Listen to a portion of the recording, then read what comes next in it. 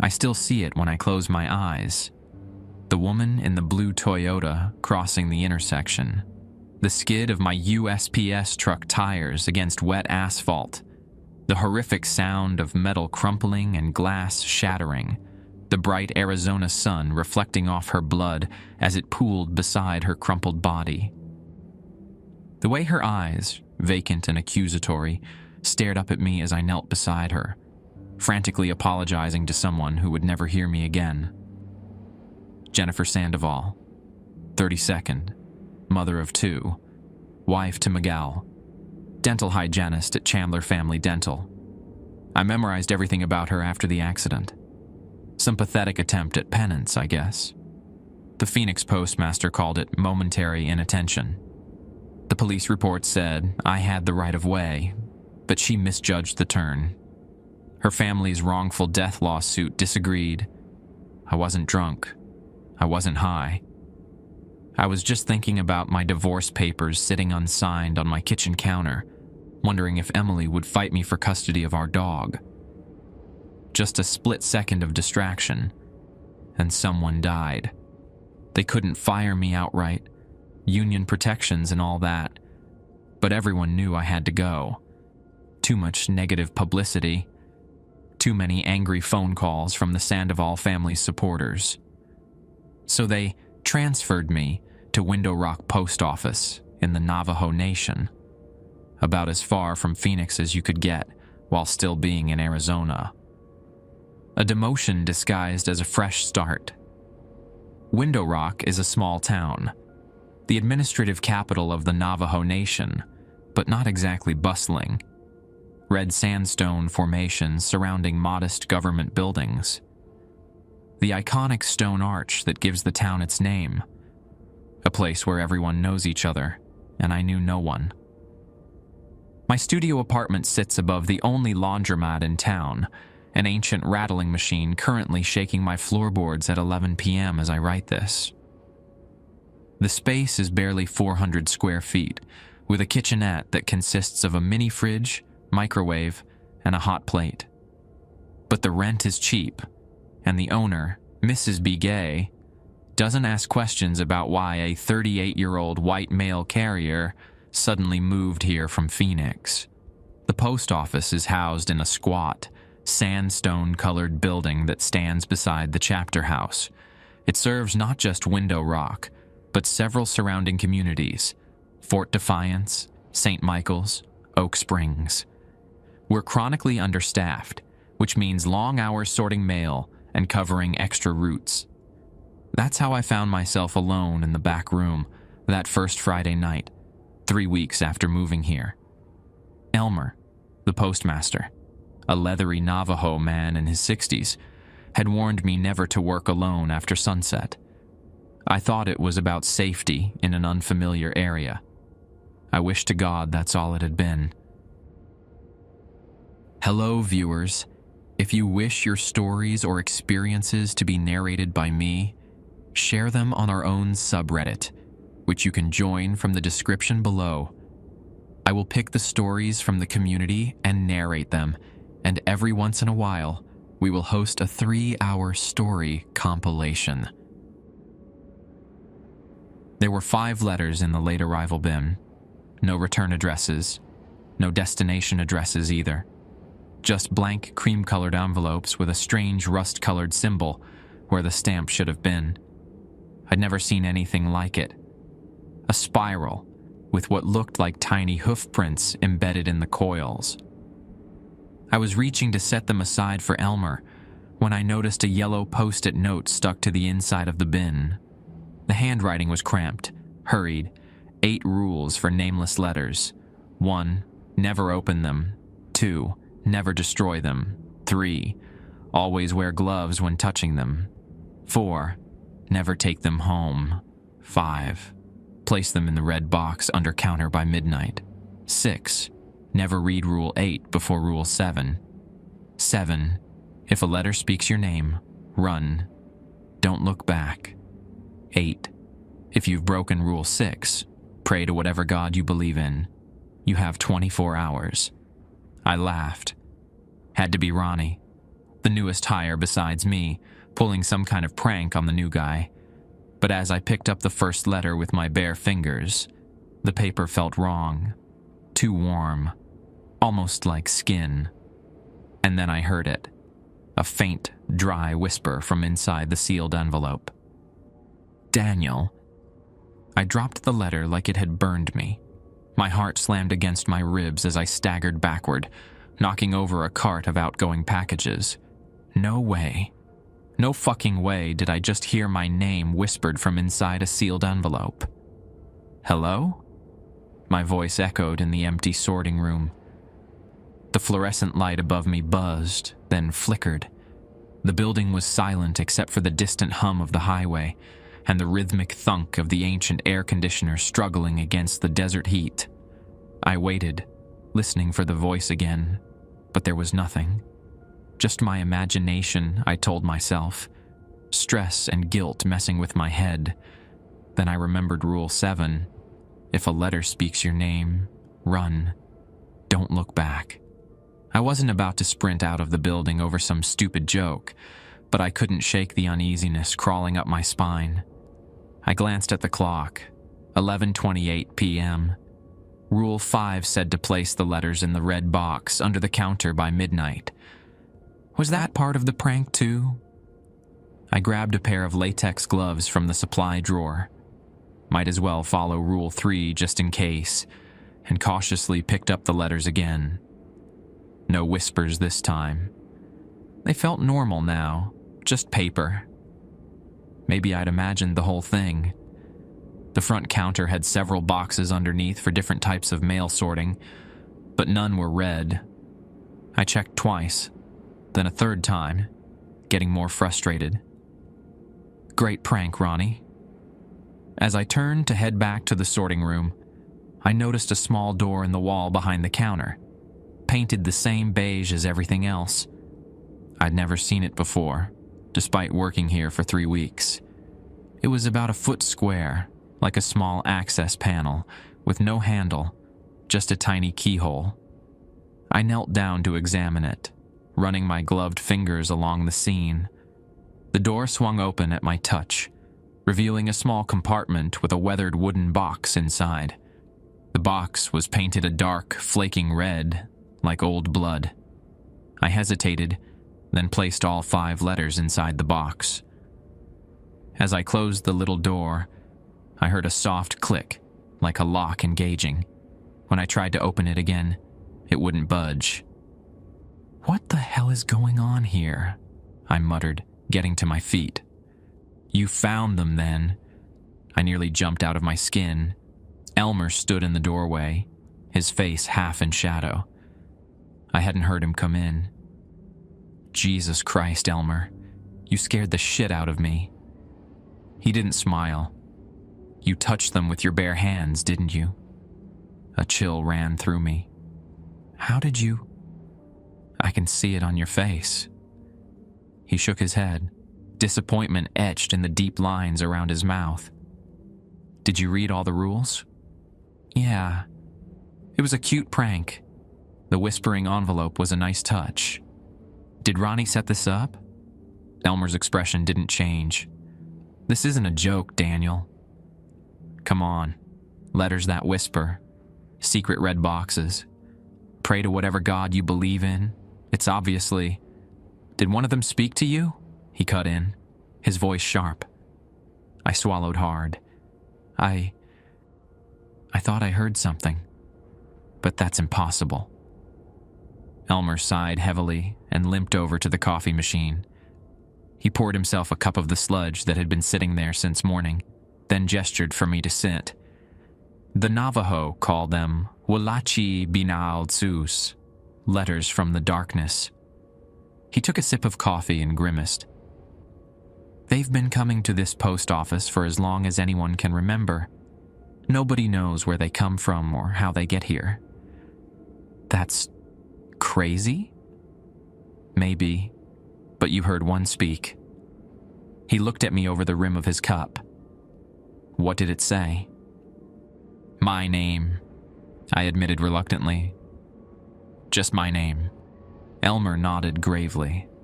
It knows you now. You broke rules 3 and 7 in one go." "This is ridiculous," I said, standing up. "I'm going home." "No." Elmer grabbed my wrist with surprising strength. "You need to stay here tonight. Breaking Rule 7 means it's hunting you now." "What's hunting me?" "Whatever was inside that envelope." He released my wrist. "The letters are just vessels. Containers."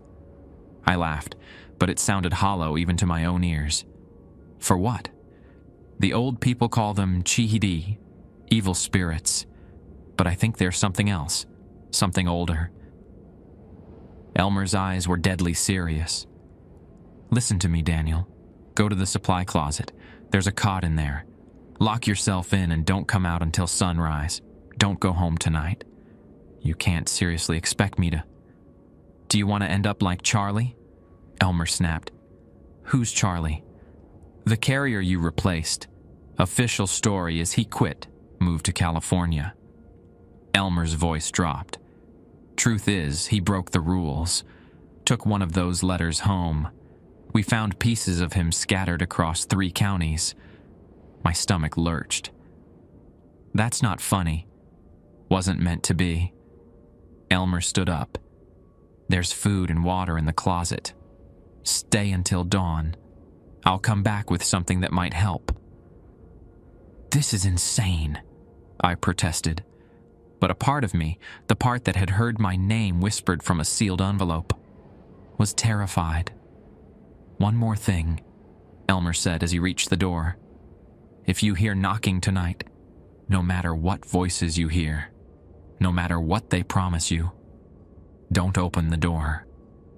He left before I could respond, the bell above the post office door jingling cheerfully as it closed behind him. I stood there for a long moment, torn between rational disbelief and primitive fear. Then I heard it. Soft at first, then growing louder. Scratching.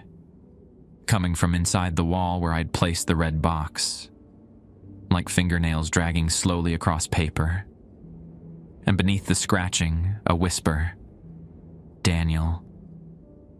I know where you live, Daniel." I slept in the supply closet that night. I woke with a stiff neck and the taste of fear still sour in my mouth. Sunlight filtered through the small window of the supply closet, casting a square of gold across the industrial carpet. My phone read 6:07 a.m. I'd survived the night. The memory of that whisper. "Daniel. I know where you live, Daniel."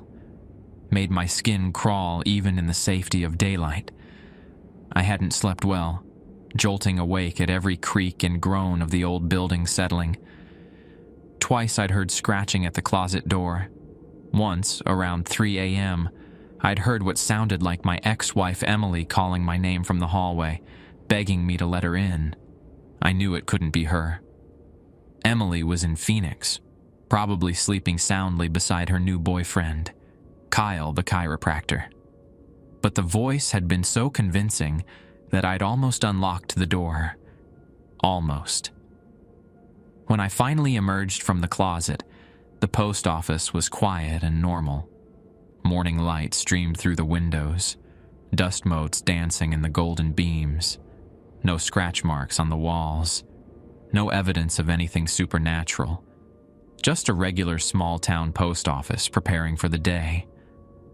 I splashed cold water on my face in the employee bathroom and stared at my reflection, dark circles under my eyes, 3-day stubble. I looked like shit. Rough night? I nearly jumped out of my skin. Rami had appeared in the doorway, a lanky Navajo kid barely out of his teens, with a wispy attempt at a mustache and the kind of easy smile that said he'd never accidentally killed anyone. "You could say that," I muttered, drying my hands. "Hey, what do you know about those letters? The ones with no addresses?" His smile faltered slightly. "Elmer told me not to talk about that stuff with you until you'd been here longer." "So you do know about them?" Ronnie shrugged uncomfortably. "Everyone who works here knows. It's part of the job." And you never thought to warn me? Elmer said it was better if you found out on your own. Said some people don't believe it until they experience it themselves. He hesitated. Did you see something last night? Before I could answer, the front bell jingled, and I heard Elmer's familiar, uneven gait. He appeared in the bathroom doorway, holding a paper bag from Dene Restaurant, the small diner across from the Window Rock Tribal Park. "Breakfast," he said, handing me the bag. "You look like hell." "Thanks," I said dryly, peering inside. "A breakfast burrito and coffee." My stomach growled. Elmer turned to Ronnie. "Go help Mrs. Sosi with her packages. She's waiting at the counter." Once Ronnie was gone, Elmer's demeanor changed. "You stayed the night. Good." Not like I had much choice after that, that thing whispered to me. I unwrapped the burrito and took a bite, suddenly ravenous. "What the hell is going on, Elmer?" "No more cryptic bullshit. I want the truth." Elmer sighed and leaned against the sink. "The truth is complicated. Those letters have been coming here for generations. My father was postmaster before me, and his father before him. They taught me the rules." "But what are they? Where do they come from?" "Nobody knows for sure. The Navajo have stories about skinwalkers." "Those are just legends," I interrupted. Elmer gave me a withering look. "All legends start somewhere, Daniel." The letters started appearing in the 1920s, not long after oil was discovered on Navajo land. Some say they're a curse from disturbing sacred ground. Others think they're messages from the Dine ancestors, warnings about the outside world. But you don't believe either of those explanations. He shook his head. "I think they're from somewhere in between. Not our world, but not completely separate either. A place that touches ours at certain points." He paused. "I served in Vietnam. Saw things there I couldn't explain either. There are thin places in the world. Cracks." I finished the burrito trying to process this. "So these letters come through some kind of crack in reality?" "That's insane." "Maybe. But you heard it speak. Would you have believed that was possible before last night?" He had me there. "So, what happens now?" I asked. "Now we need to protect you. You broke rules 3 and 7. You touched a letter with your bare hands, and it spoke your name." Elmer reached into his pocket and pulled out a small leather pouch on a cord. "My grandmother made this. It's a medicine bag. Protection." I took it reluctantly. It smelled of sage and something earthier. "Wear it," Elmer instructed. "Don't take it off, especially at night. And there are more rules you need to know.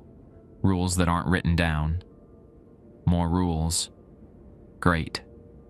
Rule 9. Never look directly at the letters after sunset. Rule 10. If you find one outside the post office, don't touch it, even with gloves. Mark the location and tell me immediately. Rule 11. If you dream about opening a letter, wake yourself up any way you can." I slipped the medicine bag over my neck. "This is crazy." "Crazy or not, it's real, and it's hunting you now." Elmer's face was grave. "That thing knows your name, knows your scent.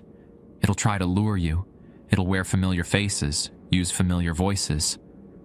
"Like my ex-wife," I murmured, remembering the voice at the door. Elmer nodded. "Exactly. It'll find what you want, what you fear, and use it against you. How do I stop it?" "You don't. You survive it." He checked his watch. "The good news is, if you make it through 3 days, it usually gives up and returns to the letter. Goes dormant." "Usually?" Elmer didn't answer, which wasn't reassuring. "What about Charlie?" I asked.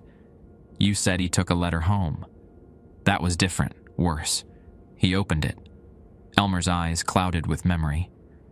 "Never open them, Daniel. No matter what." Death would be a mercy compared to what happened to Charlie. The front bell jingled again, signaling a customer. Elmer straightened up. "We'll talk more later. For now, stay busy. Sort the regular mail. Don't go near the back room alone. And whatever you do, don't go home tonight either. It'll be waiting for you there." "Where am I supposed to sleep? The closet again?" "My house. It's protected. I'll drive you after we close."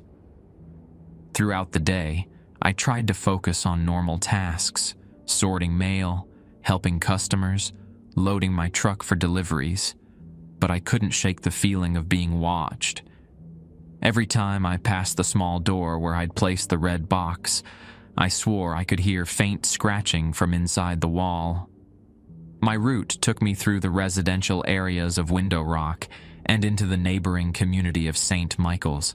The familiar routine should have been comforting, but every house I approached looked like a potential trap. Every person I passed on the street could be something else wearing their skin. Paranoia crept in like poison. At one house, a small stucco bungalow on Mesa View Drive, a familiar blue Toyota was parked in the driveway. My blood froze. It looked exactly like Jennifer Sandoval's car, the one I'd hit in Phoenix. Same dent in the passenger door, same University of Arizona sticker on the back window. But that was impossible. Her car had been destroyed in the accident.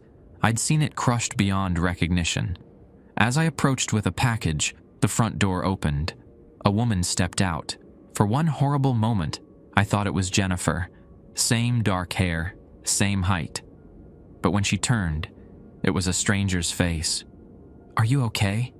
she asked, frowning at what must have been my ghost-white expression. "Fine," I managed. "Just the heat." As I handed her the package, I noticed something tucked into the side of her mailbox.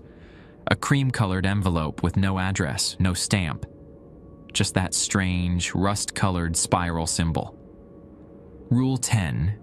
If you find one outside the post office, don't touch it, even with gloves. Mark the location and tell me immediately.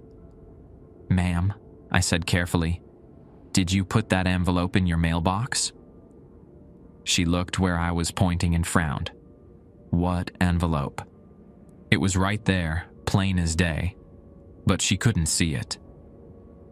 "Never mind," I said, backing away. "Have a nice day." I finished my route in record time and returned to the post office. Elmer was at the counter, helping an elderly Navajo woman with a money order. When he finished, I pulled him aside and told him about the letter at the house on Mesa View. His face drained of color. "It's escalating faster than I thought. It's already hunting actively." "What do we do?" "We'll go back after closing. We need to contain it before nightfall." He gripped my shoulder. "Don't worry. We've dealt with this before."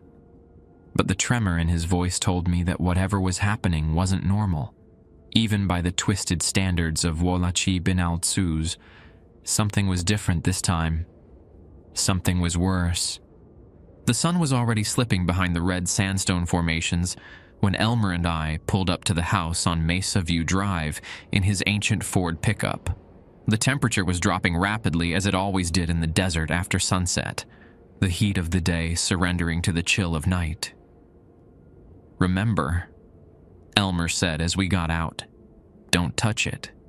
Don't even look directly at it. I'll handle everything."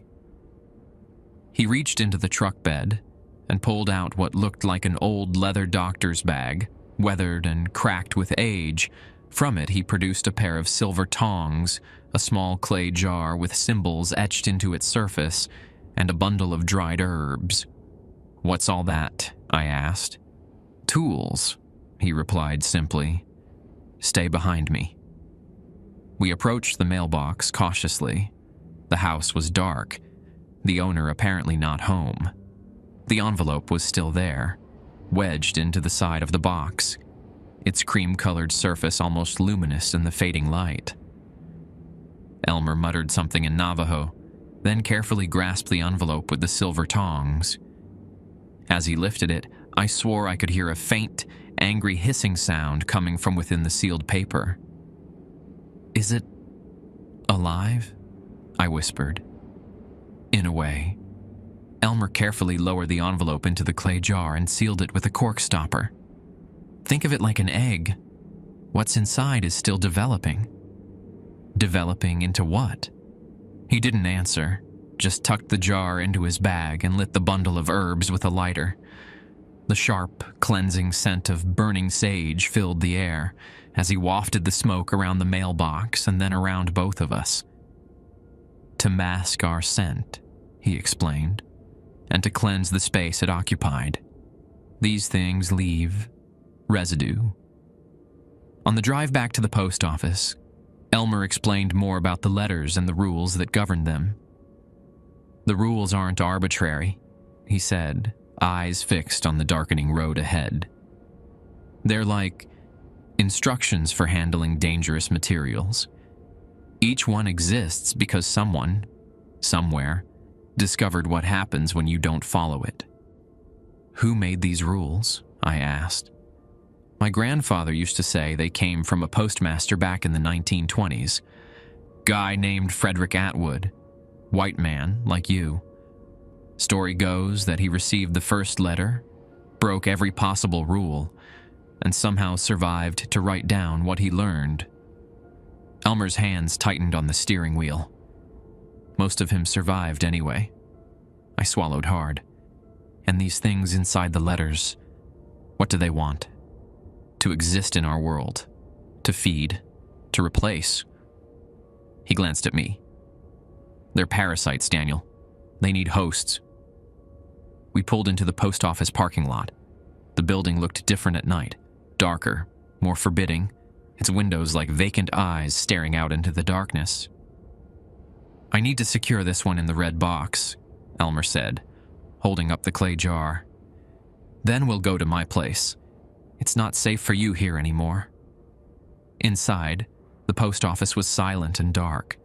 Elmer switched on only a single light in the back room, keeping the main area dim. He limped over to the small door behind the counter, the one that had concealed the red box, and produced an old iron key from around his neck.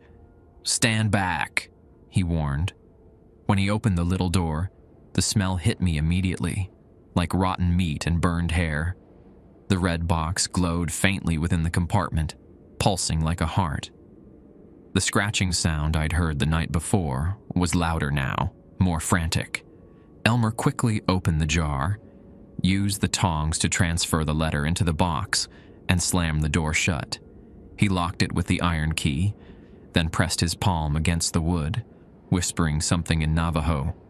The scratching stopped abruptly. "That should hold it," he said, turning to me. "Let's go before—" The phone rang, cutting him off mid-sentence.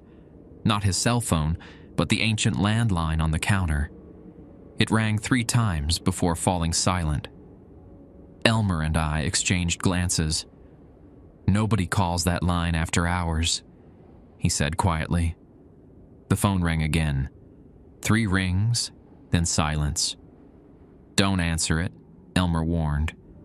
On the 3rd set of rings, something compelled me to move toward the phone. It was like my body was acting without my permission, drawn by some unseen force. "Daniel, no!" Elmer lunged for me, but too late. I picked up the receiver and held it to my ear. "Hello?" My voice sounded distant, even to myself. At first, there was only silence, then a soft shuffling sound, like paper being folded and unfolded. Then a voice spoke. Not the whisper from the envelope, but Jennifer Sandoval's voice, the woman I'd killed in Phoenix. "Daniel," she said, her words slurred and wet, as if speaking through a mouthful of blood. "Why did you leave me there? I'm still waiting for help." My knees nearly buckled. "This isn't real," I whispered. "I can see you, Daniel. I'm watching you right now, through the windows, through the cracks in the wall, through the seams in the envelopes." Elmer ripped the phone from my hand and slammed it down. "It's found a way to reach you," he said urgently. "We need to leave. Now." but I couldn't move, because I'd seen something in the darkened window behind the counter, a face pressed against the glass. Jennifer's face, horribly mangled, skull partly crushed just as it had been in the accident.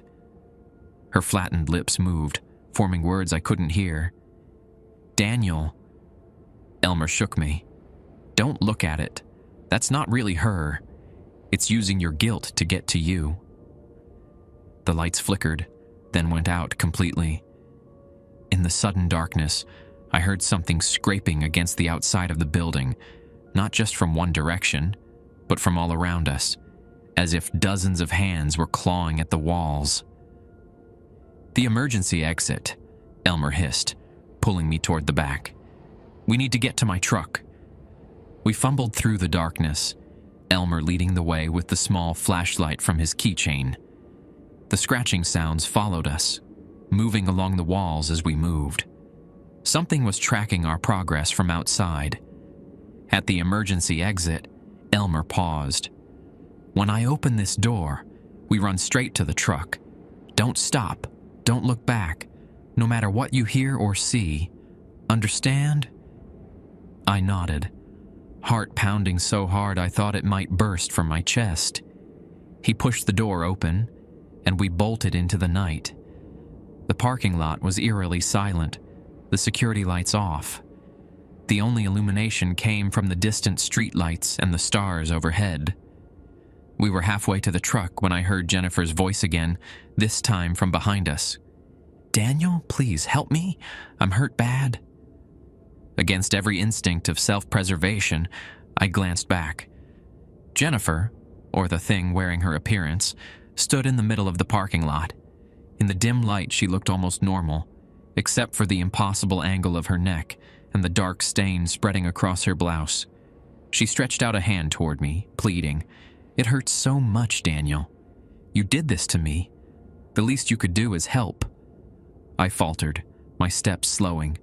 "Don't listen," Elmer shouted, grabbing my arm. "It's not her." As if triggered by his words, Jennifer's form changed. Her limbs elongated unnaturally, joints bending backward. Her face split into a wide, tooth-filled grin that extended past her ears. And from her ruined chest, something began to emerge, cream-colored and folded, like paper unfolding itself. Elmer shoved me toward the truck. "Run!" I ran, fumbling with the passenger door as Elmer scrambled into the driver's seat. The thing that had been Jennifer was moving toward us with a jerky, paper-like rustling sound, still calling my name in that horrible, wet voice. Elmer gunned the engine, and we peeled out of the parking lot, just as the creature reached for the truck. In the rearview mirror, I saw it standing in the middle of the road, its form rippling and changing until it was no longer recognizable as human. Just a twisted mass of paper and darkness. "What the fuck was that?" I gasped when I could finally speak again. "That," Elmer said grimly, "is what happens when a letter gets a name and finds a form. It's why Rule 7 exists. When it speaks your name, it creates a connection to you. When you acknowledge it, you strengthen that connection. And now? Now it's fully manifested and hunting you actively." He took a sharp turn onto the highway heading north out of Window Rock. "We're going to my place in Oak Springs. It's about 20 minutes from here. I've got protections there." "Protections?" Like the medicine bag? I touched the pouch still hanging around my neck. "Stronger. My house has been prepared for this kind of thing." He gave me a sideways glance. "This isn't the first time a carrier has broken the rules, Daniel. But it's the first time I've seen one of them manifest so quickly and powerfully." "Why is it different this time?" Elmer was quiet for a moment. "I think it's because of your guilt. Your connection to that woman you killed. It's using that. Feeding on it." The words hit me like a physical blow. Of course, it made a sick kind of sense. My guilt over Jennifer's death was an open wound, and this thing had found it, was exploiting it. "There's something else you should know," Elmer said as we turned onto a dirt road leading into the foothills. "Breaking Rule 7 isn't the only rule you've broken." "What do you mean?" "I didn't destroy any letters or take them home." "Rule 6, he reminded me. "Never read Rule 8 before Rule 7. "You read all the rules at once, didn't you?" A cold weight settled in my stomach. "Yeah, I did. So what? So you've also triggered Rule 8. If you've broken Rule 6, pray to whatever God you believe in. You have 24 hours. 24 hours until what?" Elmer's face was grim in the dashboard light. "Until it can take your form completely. Until it can replace you." The headlights illuminated a small house ahead, built of traditional stone and wood, nestled against the side of a rocky hill. A fence of juniper branches surrounded the property, marked with small clay figures at regular intervals. "We're here," Elmer said, pulling up to the gate. "My home is protected by old ways. The thing can't cross the boundary." As we got out of the truck, I looked back down the road we'd traveled. In the moonlight, I could see a figure in the distance, standing motionless, watching us, waiting, and I knew with cold certainty that it would be waiting for me tomorrow and the day after that, for as long as it took, until one of us ceased to exist. Elmer's house smelled of cedar, sage, and decades of wood smoke. The interior was a blend of traditional Navajo elements and modern necessities, hand-woven rugs on hardwood floors, family photos alongside ancient-looking ceremonial items. A fire burned in a stone hearth, casting dancing shadows across the walls. "My wife passed 5 years ago," Elmer explained, noticing my glance at a photo of a smiling Navajo woman. "Cancer, but her protections remain. She was a medicine woman, knew the old ways better than anyone." He guided me to a small guest room with a narrow bed. "You'll sleep here tonight. Don't cross the threshold after I seal it, no matter what you hear." "Seal it? How?" In response, Elmer produced a small leather pouch from a cabinet. He sprinkled a line of what looked like cornmeal mixed with herbs across the doorway, then placed small polished stones at each corner of the room. "The cornmeal boundary keeps it out. The stones anchor the protection." He handed me a small clay cup of bitter-smelling tea. "Drink this. It will help mask your presence." I hesitated, then drank it down in one gulp, trying not to gag at the taste. "What now?" "We just wait out the 24 hours. Elmer shook his head. "Not that simple. The 24 hours is just when it gains the ability to fully take your form, but it's already hunting you, and it won't stop. We need a more permanent solution." "Which is?" "There's a way to sever the connection, a ritual." Elmer sat heavily on a wooden chair, his face suddenly looking every one of his 60-plus years. "But it requires going back to the post office, to the source." "The red box?" "Yes. The box is a doorway of sorts, a boundary point between worlds. The letters come through it, and they can be sent back through it with the right ritual." I paced the small room, my mind racing. "So tomorrow we go back, do this ritual, and send the thing back where it came from?" "It's not that easy. The ritual requires someone who knows the true names of the spirits. My wife knew them." "I don't."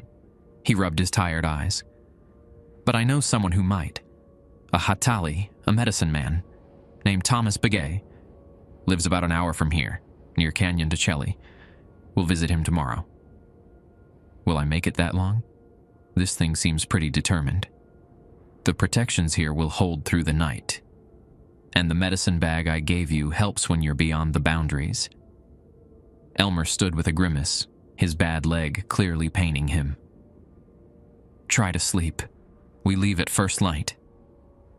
After he left, I sat on the edge of the bed, too wired to sleep despite my exhaustion.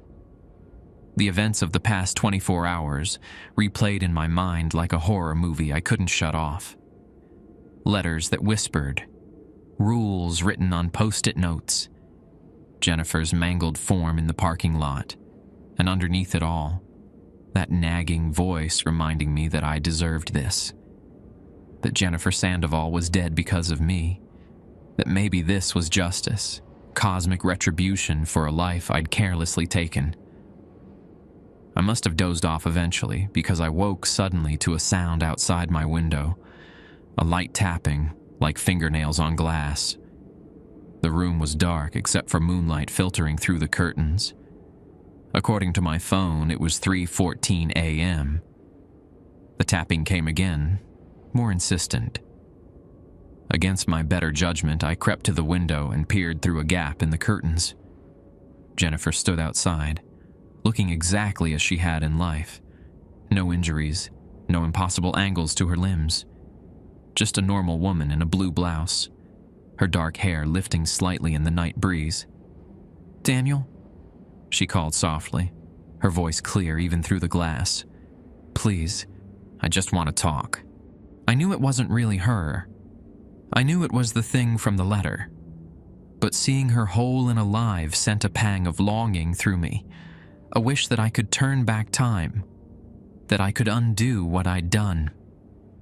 "You can't come in," I said, my voice shaking. "There are protections." She smiled sadly. "I know. I can't cross the boundary. But you can come out. Just for a minute.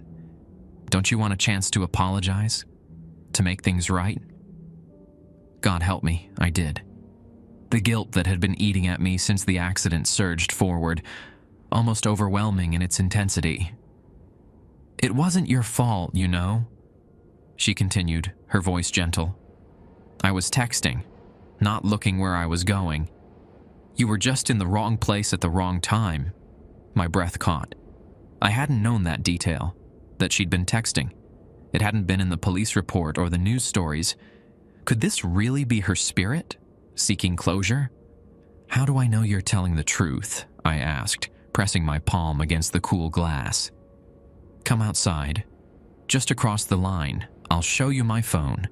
You'll see the text I was writing when it happened." She held up a cell phone, its screen glowing in the darkness. "Just step across." Just for a moment. I found myself moving toward the door of the room, drawn by her words, by the possibility of absolution.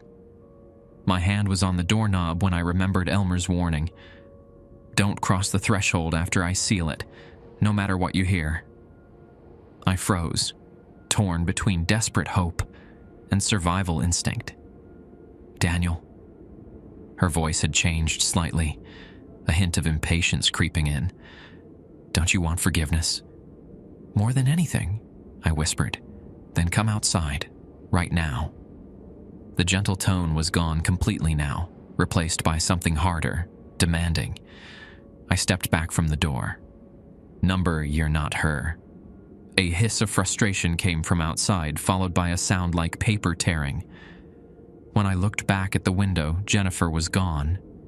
In her place was something else, a figure composed of folded paper and darkness, its form constantly shifting and reforming. It pressed against the window, its surface rippling where it made contact with the glass. Though it had no face, I could feel it watching me, its hatred palpable even through the protective barrier. Then it began to change again, morphing into a new shape. My breath caught as I recognized the emerging form, my own face, my own body, rendered in perfect detail. It was like looking into a mirror, except for the eyes, which remained black, empty voids. It pressed my face, its face, against the glass and smiled a smile I'd never worn, too wide and filled with too many teeth. "Soon," it mouthed silently, then turned and walked away into the darkness. I sat awake for the rest of the night, back pressed against the wall, eyes fixed on the door and window. The line of cornmeal glowed faintly in the darkness, a thin barrier between me and oblivion. Dawn came slowly, the sky outside my window shifting from black to indigo to pale gold. When I heard Elmer's uneven footsteps in the hallway, I nearly wept with relief. "It came last night," I told him as he entered, carefully stepping over the cornmeal line. "It looked like Jennifer at first, then it looked like me." Elmer nodded grimly. "The transformation has begun. It's learned your shape. Once the 24 hours are up, it'll be able to hold that form indefinitely." He handed me a mug of coffee. "Did you cross the boundary?" "Number, but I wanted to." I took a sip of the coffee, grateful for its normalcy, its warmth. It offered me forgiveness, said it wasn't my fault. "They're clever," Elmer said. "They find the cracks in your soul and widen them, exploit your deepest needs." He glanced at his watch. "It's been almost 15 hours since you broke Rule 7. We have 9 hours left before it can fully take your form. What happens then? If it becomes me, it replaces you, takes your life, your identity.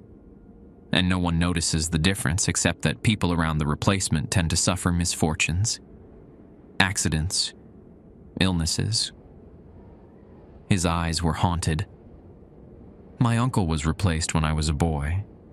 Within a year, 3 family members were dead, and 2 more were gravely ill. We didn't understand what was happening until it was too late. How do you kill these things? You don't. They're not alive in the way we understand life. You can only send them back." He tossed me a clean shirt from his closet. "Get dressed. We need to reach Thomas Begay before noon."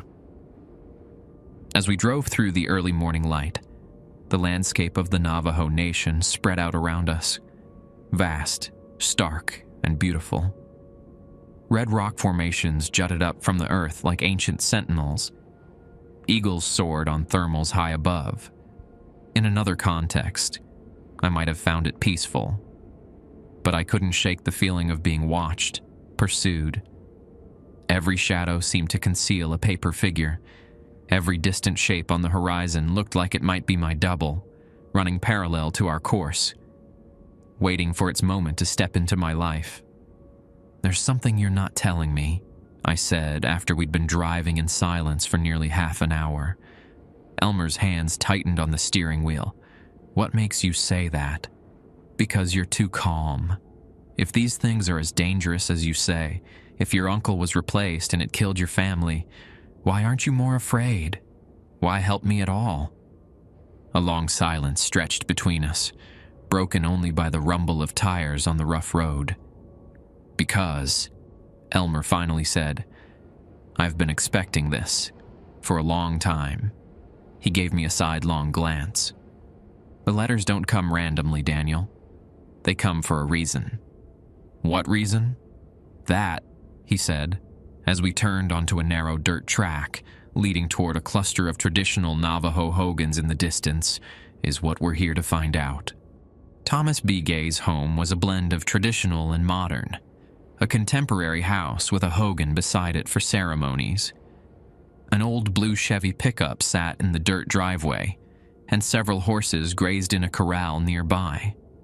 The place had a feeling of timelessness, as if it existed slightly apart from the world I knew.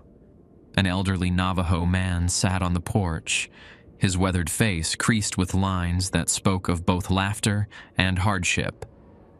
Though he must have been in his 80s, his dark eyes were sharp and alert.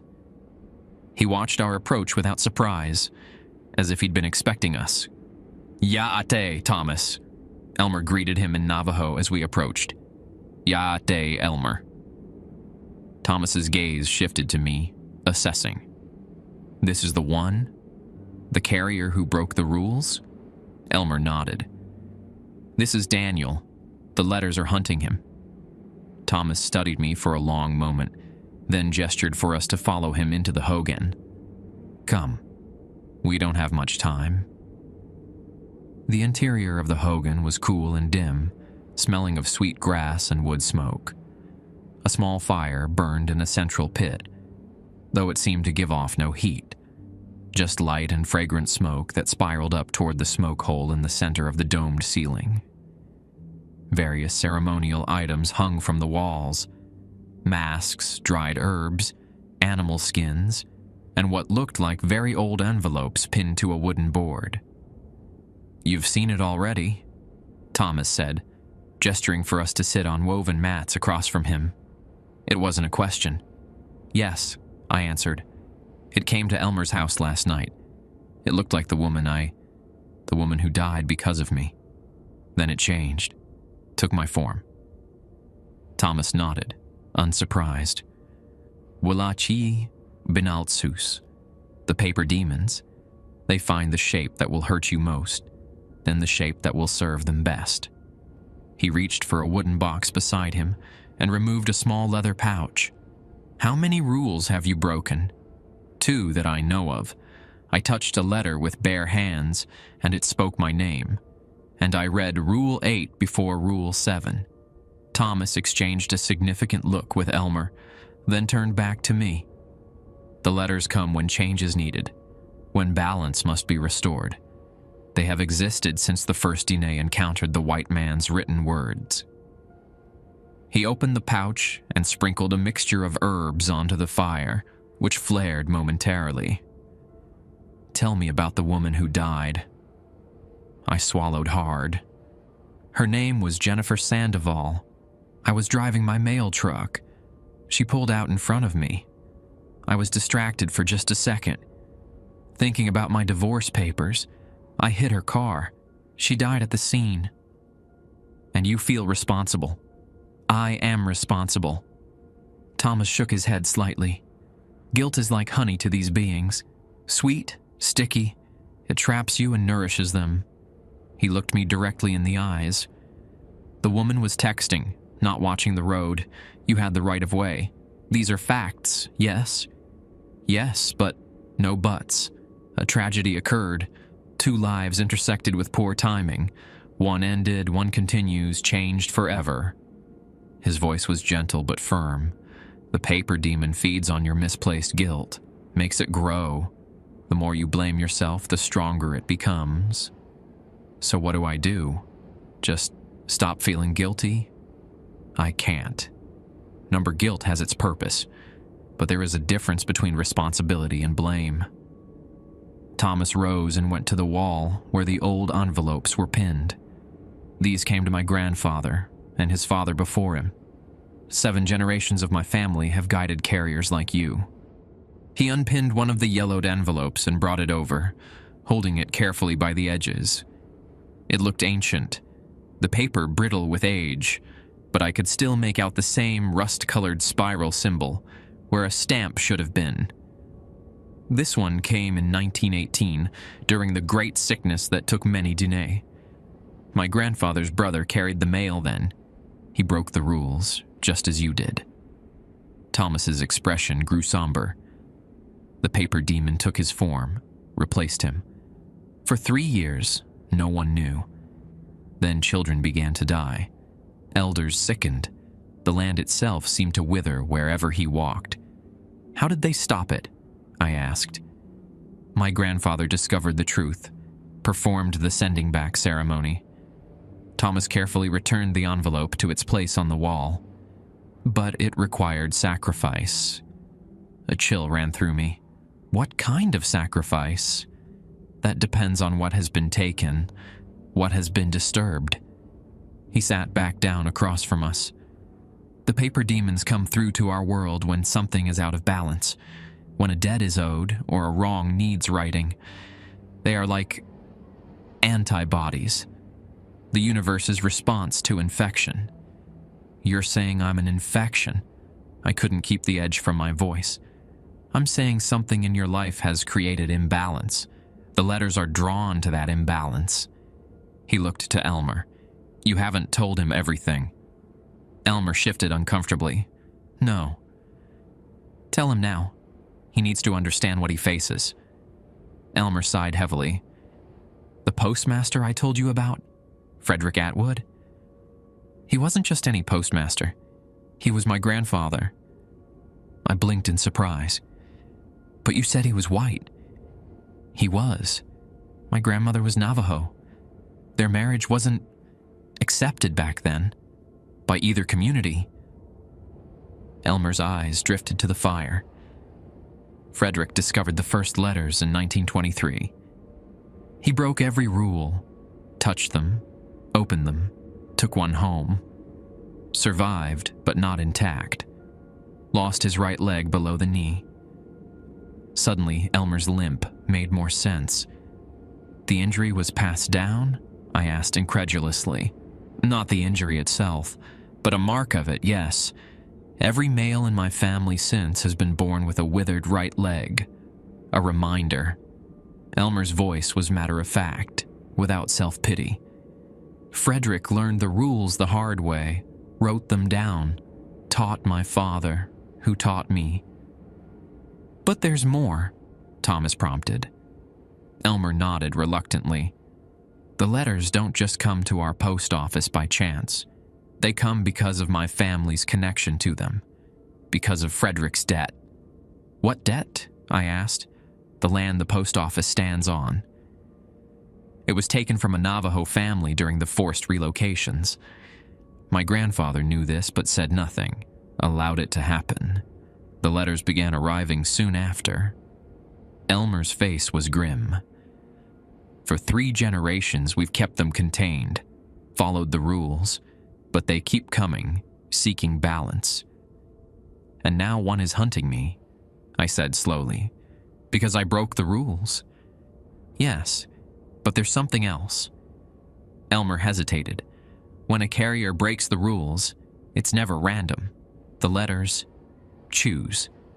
They're drawn to people who have their own imbalances, their own debts. I felt a cold weight settle in my stomach. Jennifer Sandoval. Thomas nodded. The woman's death created a ripple, unfinished business, a family grieving without proper closure. He began mixing various dried herbs and minerals in a small clay bowl. The paper demon has latched onto this. It will use your guilt to replace you, then use your form to create more suffering. How do we stop it? I asked, watching him work. We perform the ceremony, send it back. Thomas looked up at me, his eyes solemn. But there is a price. There's always a price for restoration of balance. What price? That will become clear during the ceremony. He handed the bowl to Elmer. This is for the boundary markings, mixed with water from Canyon de Chelly Spring. To me, he gave a small leather amulet on a cord. Wear this. It will mask your scent from the demon until sunset. Elmer checked his watch. We've been here too long already. It's been almost 18 hours since Daniel broke Rule 7. We have less than 6 hours left. Thomas nodded. Return to the post office. Prepare the circle around the red box using this mixture. I will arrive before sunset to perform the ceremony. His gaze held mine. Whatever happens, Daniel, remember, the demon can only take what you willingly give.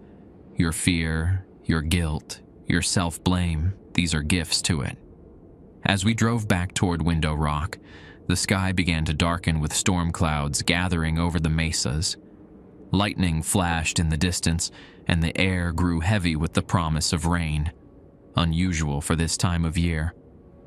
The weather's responding to it, Elmer explained, seeing my questioning look. The stronger these things get, the more they affect the physical world. Thomas said there would be a price, I said after a while. For the ceremony. What did he mean? Elmer's hands tightened on the wheel. Balance requires exchange. To send the demon back, something must take its place. What kind of something? It varies. Sometimes an object of significance. Sometimes blood. Sometimes. He trailed off. A sacrifice, I finished for him. Like in the stories, a life for a life. Elmer didn't confirm or deny this, which was answer enough. We were about 20 miles from Window Rock when I noticed a blue Toyota following us. The same model as Jennifer's car. It kept a consistent distance behind us, never quite catching up, but never falling behind either. Elmer, I said. trying to keep my voice steady. "Don't look now, but I think it's following us." Elmer glanced in the rearview mirror, his expression darkening. "It's getting bolder, testing its strength." "What do we do?" "Keep going.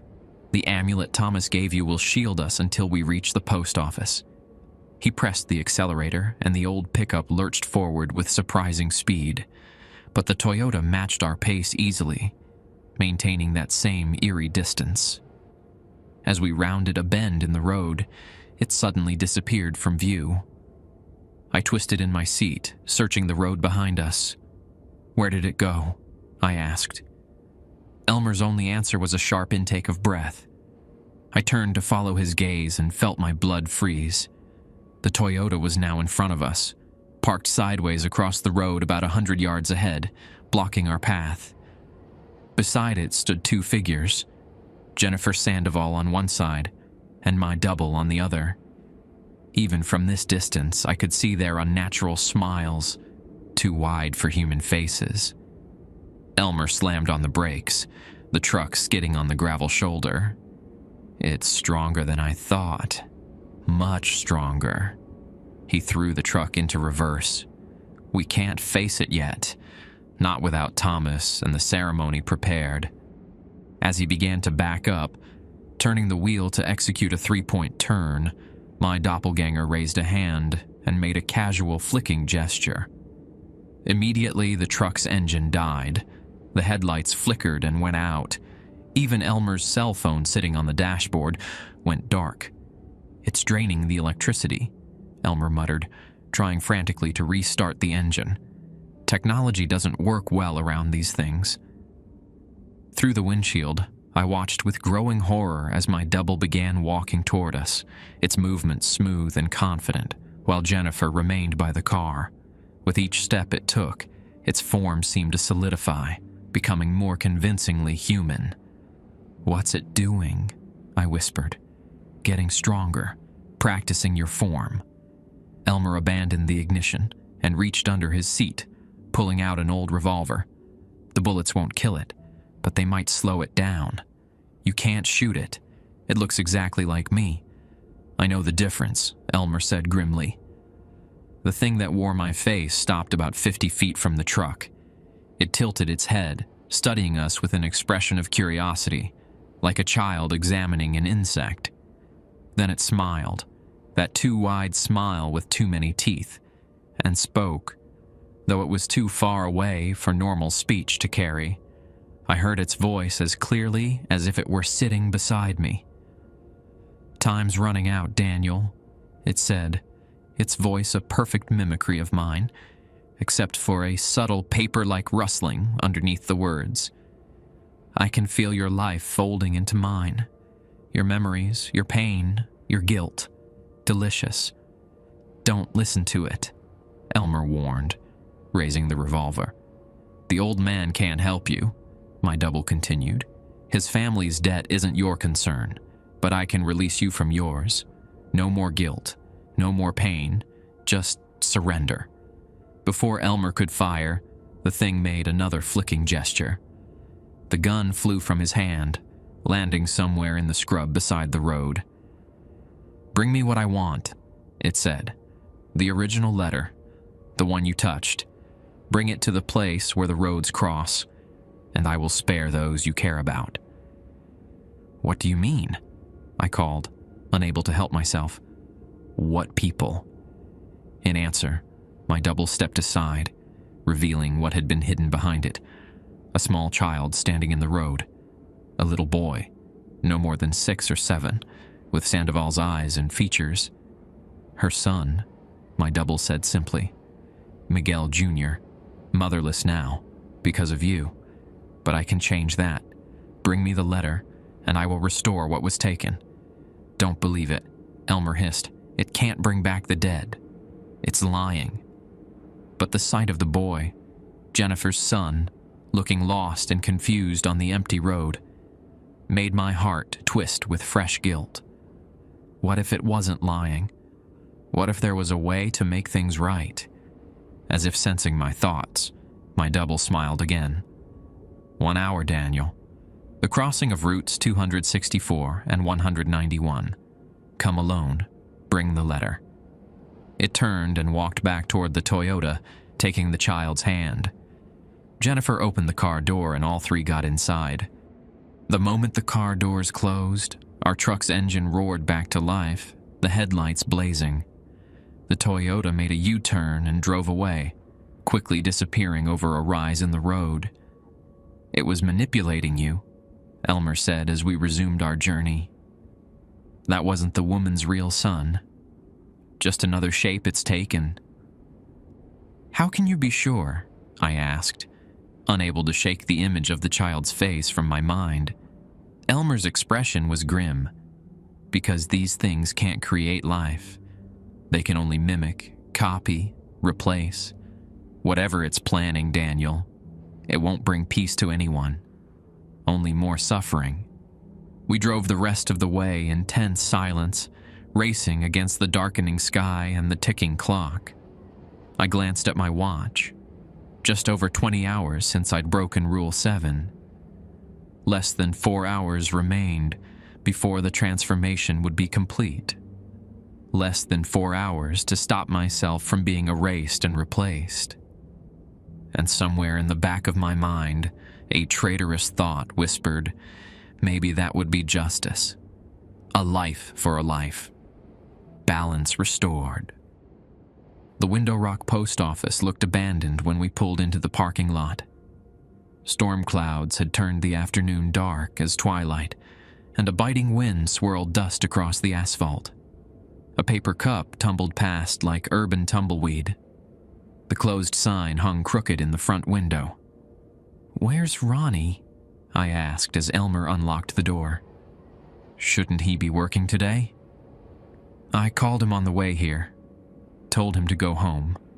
Better not to have civilians around for this." Elmer's limp was more pronounced as he led the way inside. The less people involved, the better. The interior felt different somehow. Colder, with shadows that seemed too deep for the corners they occupied. The fluorescent lights buzzed and flickered overhead as Elmer switched them on, several tubes refusing to light at all. "It's been here," Elmer said quietly. "Changed things already." We moved quickly to the back room. Elmer took out the mixture Thomas had given him, adding water from a small flask. "Canyon de Celli spring water," he explained as he stirred it with his finger. "Sacred to the Diné." He began painting a circle on the floor around the small door that concealed the red box, using his finger to apply the mixture in precise, intricate patterns. I watched, feeling increasingly helpless and out of place in this ancient ritual. "Thomas said I have an imbalance," I said after a while, "that the letters are drawn to it. Is that true for everyone who breaks the rules?" Elmer nodded without looking up from his work. "The letters find those who need correction, people carrying debts, guilt, unfinished business. Like Jennifer Sandoval's death. Yes. But there's more to it than that." He completed the circle and stood carefully, avoiding smudging his work. "Ever wonder why you were transferred here specifically, to this post office, out of all the places they could have sent you?" The question caught me off guard. I assumed it was just remote enough that nobody would complain about me being there. After the accident, I wasn't exactly USPS's favorite employee. There are more remote post offices, places much farther from Phoenix. Elmer wiped his hands on his jeans. "No, Daniel. You were sent here deliberately, by someone who knew exactly what they were doing." "What are you talking about? Who would—" "Your regional manager, Arnold Whitfield." Elmer's eyes met mine. "He's been feeding carriers to this post office for decades. People with problems, debts, guilt." My mind reeled. That's insane. Why would he do that? Because Arnold Whitfield isn't Arnold Whitfield anymore. Elmer's voice was grim. He was replaced nearly 30 years ago. one of the first carriers to break the rules after I became postmaster. I tried to save him, but I was too late. Cold realization washed over me. You're saying my supervisor is one of these paper demons? That he transferred me here on purpose? They're strategic, patient. They place themselves in positions where they can influence the flow of more potential hosts. Elmer checked his watch. Thomas should be here soon. We need to be ready. The implications were staggering. How many others had been sent here over the years? How many had broken the rules, been replaced? Was the entire postal service hierarchy infiltrated with these things? As Elmer prepared other aspects of the ceremony, placing small clay vessels at cardinal points around the circle, lighting bundles of herbs that filled the room with fragrant smoke, I found myself drawn to the front windows. The storm outside had intensified, lightning now flashing constantly, though strangely without thunder. And across the street, barely visible through the gathering darkness, stood my double. It wasn't alone. At least a dozen figures stood with it, arranged in a loose semicircle. Jennifer Sandoval, her son, what looked like her husband, and others I didn't recognize. Some wore postal uniforms. All were perfectly still, watching the post office with unwavering attention. "Elmer," I called, my voice tight. "We have company." He joined me at the window, cursing softly in Navajo when he saw the gathering. "They're trying to intimidate us. Stop the ceremony before it begins. Will they attack?" "Not directly. Not yet. They prefer manipulation to open conflict." He grabbed my arm. "Come away from the windows. Your looking at them gives them strength." As we returned to the back room, the phone at the front counter began to ring. 3 rings, then silence, then 3 more. "Don't answer it," Elmer warned, but I wasn't about to make that mistake again. The windows rattled as the wind outside picked up. Rain began to fall, fat drops striking the glass like thrown pebbles. The smell of ozone filled the air, and the building's old wiring groaned under some unseen strain. The phone rang again. This time a voice followed, audible despite the receiver being untouched on its cradle. "Daniel," my own voice called from the phone. "Think about what you're doing. There's a better way." I flinched but said nothing. "I can make things right," the voice continued. "Jennifer can have her life back. Her family can be whole again. All I need is the original letter, the one you touched." "Don't listen," Elmer said, gripping my shoulder. "It's lying." "Am I?" the voice said, somehow hearing Elmer's words. "Ask him about Charlie. Ask him what really happened to the carrier you replaced." I looked at Elmer, questioning. "It's trying to divide us," he said, but I could see something in his expression, guilt, or at least discomfort. "He didn't just take a letter home," my doppelganger's voice continued. "Tell him the truth, Elmer. Tell him how you sacrificed Charlie to protect yourself." "What's it talking about?" I demanded. Elmer's face had gone ashen. "Charlie broke the rules, yes, but the truth is more complicated." He swallowed hard. He was getting too close to the truth about Whitfield, about the network of replacements. They marked him for replacement. I couldn't save him. The ceremony failed." "Failed?" the voice mocked. "Or you deliberately sabotaged it? One less person who knew your family's secret." "That's not true," Elmer said, but his voice lacked conviction. I stepped away from him, doubt creeping in. "Have you been honest with me about any of this? The rules, the letters, what happens during the ceremony?" "Daniel, there's no time for this. The entity is manipulating you, using your uncertainty against you. Thomas will be here any minute, and we need to..." The lights went out, plunging the post office into near total darkness. Emergency lights kicked on a moment later, bathing everything in an eerie red glow. "Last chance, Daniel," my voice called from the phone. "Bring me the letter. Let me make things right. Or stay with Elmer and share Charlie's fate." In the sudden quiet after the voice faded, we heard the front door open. Both of us tensed, Elmer reaching for another weapon, a letter opener with symbols carved into its handle. But it was Thomas who stepped into view, soaked from the rain, carrying a worn leather satchel. His eyes took in the scene, the red emergency lighting, our tense postures, the ceremonial circle on the floor. "They're outside," he stated calmly. "Yes," Elmer confirmed. "A dozen at least, and the entity has been speaking to us through the phone."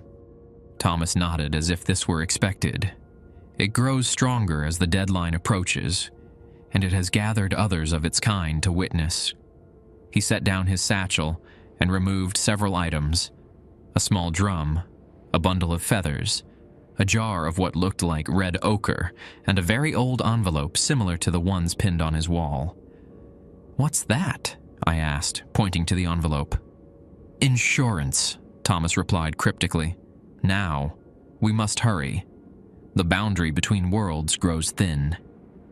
He directed us to complete the preparations, Elmer adding the final symbols to the circle, while I placed small candles at specific points Thomas indicated. Outside, the storm intensified, rain now pounding against the roof like thousands of impatient fingers. As we worked, I couldn't shake the entity's accusations about Charlie and Elmer. Was I walking into a trap? Was there truly a way to save Jennifer, to undo the damage I'd caused? Or was it all manipulation, as Elmer claimed? When everything was ready, Thomas turned to me. "The ceremony requires the original letter, the one you touched. It creates the bridge for the entity's return." Elmer moved to the small door behind the counter, produced his iron key, and hesitated. "Once I open this, we must work quickly. The barrier between the red box and our world will be weakened." Thomas nodded and turned to me. "Daniel, understand what we're about to do. The entity that has taken your form is connected to you through the original letter. By returning that letter through the proper ritual, we can send the entity back with it." "And the price?" I asked. "What's the sacrifice?" Thomas's weathered face was solemn in the red light. "That will be revealed during the ceremony itself. But I warn you now, it will ask for something precious, something you value. Are you willing to pay that price?" Before I could answer, a tremendous crash shook the building. Not thunder, but something striking the roof with massive force. Dust and small debris rained down from the ceiling. "They're growing impatient," Thomas said, unperturbed. "We must begin now." Elmer inserted the key into the small door and turned it. The scratching sound from within intensified immediately, becoming a frenzied scrabbling like dozens of rats trapped in the walls. When he swung the door open, the red box pulsed with an inner light, its surface seemingly alive, rippling like muscle beneath skin. Thomas began to chant in Navajo, beating a slow rhythm on his small drum. The air in the post office grew thick, hard to breathe, charged with something that wasn't quite electricity. The boundaries of the circle Elmer had drawn began to glow with a soft blue light. "The letter?" Thomas prompted. Elmer reached into the red box with a pair of silver tongs, carefully extracting the cream-colored envelope I had touched 3 days ago. It looked innocent enough, just paper, but it moved in the tongs like something alive, twisting and folding as if trying to escape. The moment the letter emerged from the box, every light in the building exploded simultaneously, showering us with glass. The emergency lights failed, leaving only the glow of the circle and the pulsing red illumination from the box. And outside, a familiar voice, my voice, began to wail, rising above the storm in a cry of rage and hunger that made my bones vibrate with its intensity. The hunt had reached its final stage. The entity knew we were trying to send it back, and it was not going quietly. The walls of the post office shuddered as if under assault. Rain lashed horizontally against the windows, which bowed inward with each gust of wind. The temperature plummeted, our breath suddenly visible in clouds of vapor. The only light came from the glowing circle on the floor and the throbbing crimson illumination from the red box. Thomas continued his chant, raising the letter with the silver tongs toward the ceiling, then lowering it to hover just above the center of the circle. The paper writhed more violently now, corners folding and unfolding like an origami creation manipulated by invisible hands. "What now?" I asked, my voice barely audible over the howling wind outside. "Hold the letter in the center," Thomas instructed Elmer, handing him the tongs. "Daniel, you must stand at the edge of the circle, facing east." As I moved to the position Thomas indicated, a sound like tearing fabric split the air. The front windows of the post office shattered inward, showering the lobby with glass. Through the now empty frames, I could see the gathering outside had drawn closer, a ring of figures standing in the pouring rain, their forms distorted, rippling like reflections in disturbed water. My doppelganger stood at the center of the group, its shape now fully solidified into a perfect copy of me, except for the eyes, which remained flat and black. It locked its gaze with mine across the distance, and I felt a pressure in my mind like intrusive fingers sifting through my thoughts. "There are other ways," it projected into my mind. "Better ways, ways without sacrifice." Thomas must have sensed the intrusion. He stepped between me and the window, breaking the eye contact. "Do not engage," he warned. "Its power over you grows with each passing minute." He pressed the small clay jar of red ochre into my hands. "When I give the signal, you must mark yourself with this. A line across your forehead, another across your heart. It creates distinction, separates you from the entity." Elmer stood rigid at the center of the circle, the writhing letter suspended in the tongs above his head. His face was beaded with sweat despite the cold, his arms trembling with the effort of holding the letter steady against its increasing struggles. Thomas began a new chant, louder and more urgent than before. The blue glow of the circle intensified, climbing like ghostly flames around our ankles. The letter in the tongs began to smoke, not burning but releasing thin tendrils of vapor that coiled and twisted in the air above it. Outside, the wailing of my double changed pitch, becoming something between a scream and a hiss. The other figures began to move, circling the building in a slow, synchronized procession. "They're attempting to disrupt the boundary," Thomas explained, between verses of his chant. "Stay focused." The room began to distort subtly around us, corners no longer quite meeting at right angles, distances between objects seeming to compress and expand randomly. The walls themselves appeared to breathe, pulsing inward and outward like the sides of a living creature. "Thomas," Elmer called urgently. "The letter. It's changing." The envelope in the tongs had begun to split open along its seam, not tearing but unfolding itself from within. Something dark and fluid moved inside, visible through the widening gap. Thomas's expression grew grave. "It's trying to emerge fully before we can complete the sending back. Daniel, the ochre, now." With shaking hands, I opened the small jar and dipped my fingers into the red paste inside.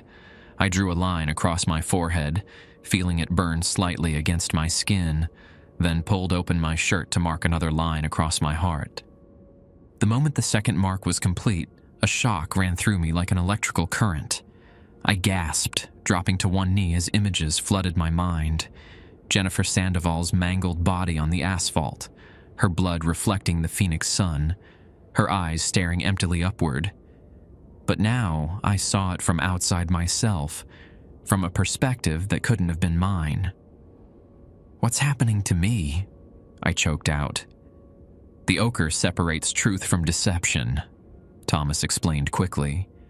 "You're seeing what really happened, not just your memories of it." The vision continued, and I watched as paramedics arrived at the accident scene, as police took statements. I heard a witness clearly telling an officer, "The woman just pulled out, looking down at her phone. The mail truck had no chance to stop." Then I was in a hospital corridor, watching a doctor speak to a man, Miguel Sandoval, Jennifer's husband. "She was gone instantly," the doctor was saying. "She wouldn't have suffered." Miguel nodded, grief etched in his features, but there was understanding there too, not the blind rage and blame I had imagined all these months. "The lawsuit," I gasped, looking up at Thomas. "Her family sued me." "Did they?" Thomas asked pointedly. "Or is that what you were told? What you believed because it fit your narrative of guilt?" Before I could process this, the letter in Elmer's tongue split open completely. What emerged wasn't paper or ink, but a writhing dark mass that seemed to swallow light. It poured upward, defying gravity, forming a column of darkness that twisted and coiled like smoke, but moved with purpose. Thomas slammed his staff against the floor 3 times, shouting words in Navajo that seemed to hang visible in the air, glowing symbols that orbited the column of darkness. "Now comes the price," he said to me, his voice suddenly gentle despite the chaos surrounding us. "The balance must be restored. The entity requires replacement, something of equal value to what it desires." "My life?" I asked, fear gripping me. "Number not your life." Thomas's eyes were compassionate. "Your guilt, your self-blame, these are what drew it to you, what it feeds upon." The darkness above Elmer had begun to take a more definite shape, a crude approximation of a human form, with limbs of swirling shadow and a head that constantly reshuffled its features between Jennifer's face and my own. "I call upon the ancient agreements," Thomas intoned formally, "the boundaries established between worlds. This one," he pointed at me, "offers release of false blame, surrender of unwarranted guilt, acceptance of the truth." The shadowy figure seemed to consider this, tilting its half-formed head. Outside, my doppelganger pressed its face against the remaining fragments of window glass, its features contorted in fury. "No!" it screamed, the sound piercing my skull like an ice pick. "He is mine! His guilt is mine." Thomas ignored the outburst, focusing on the shadow figure. "The woman died by her own actions. Her family has found peace without vengeance. The debt is imagined, not real." He turned to me. "Daniel, you must speak the truth as you now understand it. Release yourself from the blame you've carried." The words caught in my throat. For months I'd defined myself by that moment of impact, by Jennifer's death. My guilt had become my identity. Surrendering it felt impossible, like cutting away a part of myself. "I can't," I whispered. "You must," Thomas insisted. "It is the only way."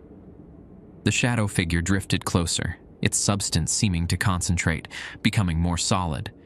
It extended a limb toward me, not threatening, but questioning. In that moment, time seemed to slow. My mind filled with memories, the accident, the transfer, the strange letters, the rules, but also earlier memories, my failed marriage, my childhood, moments of happiness and sorrow that had shaped me. I was more than my guilt. Had always been more. "It wasn't my fault," I said, the words painful to form. "I was driving legally. She pulled out without looking, distracted by her phone. I couldn't have stopped in time. It was a terrible accident." Each word felt like ripping off a bandage, exposing raw skin beneath. But with each admission, something lightened in my chest. I've punished myself for months for something I couldn't have prevented. I continued, stronger now. I've let guilt consume me, define me. I've imagined blame where there was none. The shadow figure recoiled slightly as I spoke, its form becoming less stable, edges fraying. I release this guilt, I said, the words now flowing freely. I accept the truth of what happened. I honor Jennifer Sandoval's memory, not through self-destruction, but through living honestly. As I spoke the final words, the shadow figure convulsed violently. It stretched upward, its substance thinning, then collapsed back toward the letter lying in the circle. Like water being sucked down a drain, the darkness spiraled into the envelope. Outside, my doppelganger let out a shriek of fury and pain. Its perfect copy of my form began to deteriorate, patches of skin flaking away like burnt paper, revealing nothing but emptiness beneath. The other figures surrounding it backed away, their forms similarly destabilizing. "Quickly," Thomas commanded Elmer. "Return the letter to the box." Elmer moved with surprising speed, the letter now limp and ordinary in the tongs. He placed it back into the red box and slammed the small door shut. Thomas rushed forward, pouring a line of some black powder along the door's seam, then setting it alight with a match. It flared brilliant blue, then faded. "Is it over?" I asked, feeling strangely hollow, drained. "Almost," Thomas replied.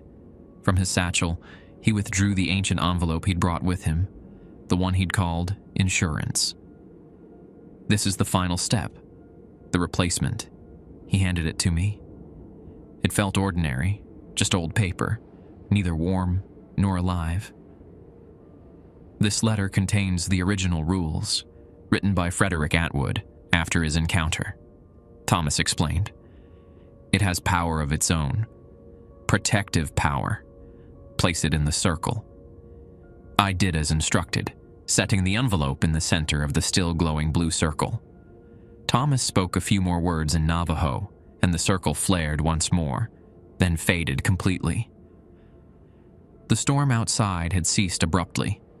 Through the broken windows, I could see that the gathering of entities had vanished. The parking lot was empty, glistening with rain under the newly emerged moon. "It's done," Thomas said simply. "The entity has been sent back, the connection severed." I felt different, lighter, yet somehow more substantial. The crushing weight of guilt I'd carried for months had lifted, leaving me clear-headed for the first time since the accident.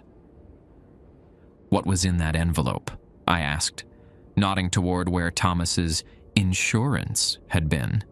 It had vanished, apparently consumed by the ritual. "A burden voluntarily carried," Thomas replied cryptically. "Frederick Atwood's acknowledgement of his family's debt to the Navajo people. His acceptance of responsibility." He looked at Elmer. "A burden your family has carried for generations and will continue to carry." Elmer nodded solemnly. "Balance must be maintained. The letters will still come, but they won't come for you again," Thomas told me. "You're free of this particular cycle." As we stood in the shattered remains of the post office, glass crunching beneath our feet, I realized I'd gained something unexpected from this terrifying experience. Not just survival, but release, understanding. "What happens now?" I asked. "Now," Elmer said, placing a hand on my shoulder. "We rebuild. We clean up. We continue. And you remember the rules? All of them." I nodded, knowing that while I might be free of the entity's hunt, I was now irrevocably connected to the secret world of the nameless letters. Some knowledge can't be unlearned. Some rules can't be forgotten. And I would never again open an envelope without first checking for a return address. Months have passed since that night at the Window Rock post office. The building has been repaired. New windows installed, walls repainted, floors polished to a shine. To casual observers, there's no evidence of what happened there. No physical evidence anyway. I still work as a mail carrier, still deliver to the same routes through Window Rock, St. Michael's, and the surrounding communities. The residents know me now, greet me by name. Mrs. Begay even lowered my rent after I fixed her ancient washing machine, quieting the rhythmic thumping that had been my nightly soundtrack. I check every letter that passes through my hands, though. Every single one. Elmer and I developed a new system. The nameless letters still arrive, about one per month. When they do, we follow the rules meticulously. I wear gloves. I never look directly at them after sunset. We place them in the red box before midnight. The scratching still comes from inside the wall sometimes, but it's fainter now, almost routine. Thomas visits occasionally, checking the protections he placed around the post office. He says the boundary between worlds has stabilized, that the debt is being properly managed. I'm not entirely sure what that means, but I trust him. I looked into Jennifer Sandoval's family after that night. There was never any lawsuit. That was a fiction created by my guilt, reinforced by the entity that wanted to replace me. Miguel Sandoval had indeed moved on, remarried last spring. His son is thriving in school. They live in peace, without the burning hatred I'd imagined they felt toward me. As for regional manager Arnold Whitfield, he took early retirement shortly after my encounter with the nameless letters. Elmer says that's a good sign, the network of replaced individuals responding to the loss of a potential new host. I still check the eyes of my supervisors when they visit, though, just to be sure. I've started therapy, finally talking through the accident and its aftermath with a counselor in Gallup who specializes in trauma. I don't tell her about paper demons or rules written on Post-it notes, of course. Some truths aren't meant for everyone. Last week, I found a blue envelope in my personal mailbox. No return address, but a real stamp and my name written in elegant cursive. For one heart-stopping moment, I thought it was happening again. But when I carefully opened it, wearing gloves just in case, it contained only a handwritten note from Emily, my ex-wife. She'd heard about my accident at work. The official story involved a gas leak and explosion, and wanted to check that I was okay. She included her new phone number. I haven't called her yet. Some chapters are better left closed. Sometimes at night, I dream of cream-colored envelopes and rust-colored spiral symbols. I dream of Jennifer Sandoval walking toward me, her form shifting and changing. But these aren't nightmares anymore, just processing. My mind filing away the extraordinary events into categories it can understand. The rules are pinned to my refrigerator now. All 11 of them, plus a few more Elmer and I have added based on experience. I read them each morning before work, a reminder that the world is stranger and more dangerous than most people realize, but also more forgiving than I had believed possible. Tonight, as I write this final entry in my journal, I can see the silhouette of Window Rock against the moonlit sky through my apartment window. The formation stands guard as it has for centuries, a silent witness to countless stories, including mine. Tomorrow, I'll deliver the mail as usual. I'll check for return addresses. I'll wear gloves when handling suspicious envelopes. And I'll follow the rules. All of them. Because some letters aren't meant to be delivered, and some are never meant to be opened.